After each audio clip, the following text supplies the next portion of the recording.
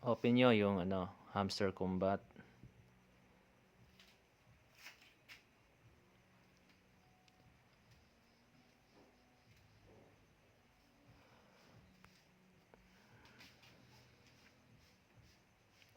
Tapos dito, punta kayo dito sa airdrop sa baba. Tapos ayan na sa withdrawal. Tapos ako pipiliin ko yung OKX kasi yun yung preferred ko eh. Pero kung may Binance kayo, Bybit, nasa sa inyo. Save lang naman ng yan, process sa pag-withdraw. Pipiliin ko tong OKX exchange. Yes, I have. Kung mayroon, dapat gumawa ka na kung wala ka pa.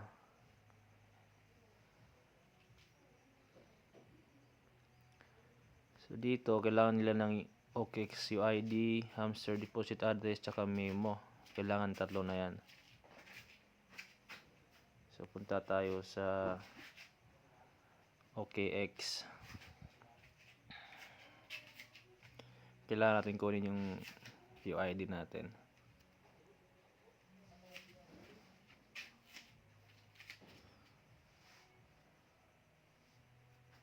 Punta kayo dito sa taas, dito sa may left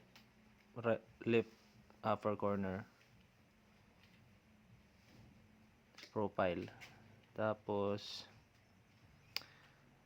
dito sa may arrow. Ayan yung ID nyo, copy nyo lang. Ayan, UID, copy. Tapos balik tayo sa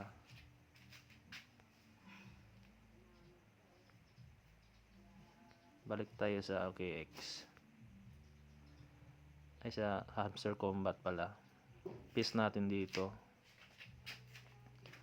Tapos kailangan natin ng hamster deposit address. So back lang natin, punta kayo dito sa assets. Tapos deposit, click nyo yung deposit crypto. Yan na, search nyo lang dito hamster, lalabas yan. Ito, may hamster na search ko na kasi hamster.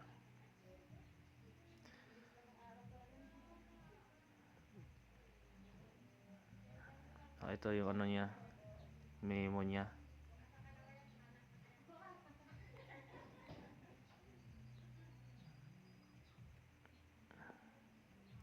Slide nyo lang to. Ayan na yung address niya, memo niya.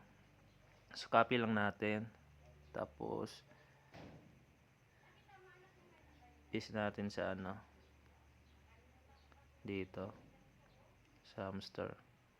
Tapos yung memo, next yung memo, copy nyo lang. Yan yung comment, memo, pareha lang yan.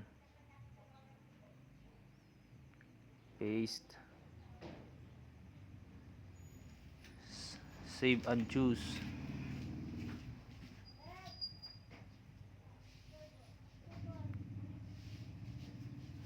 Request processing. Tingnan natin.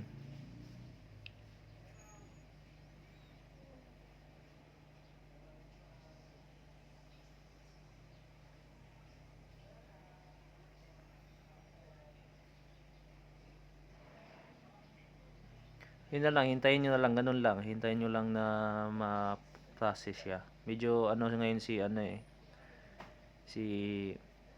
OKX.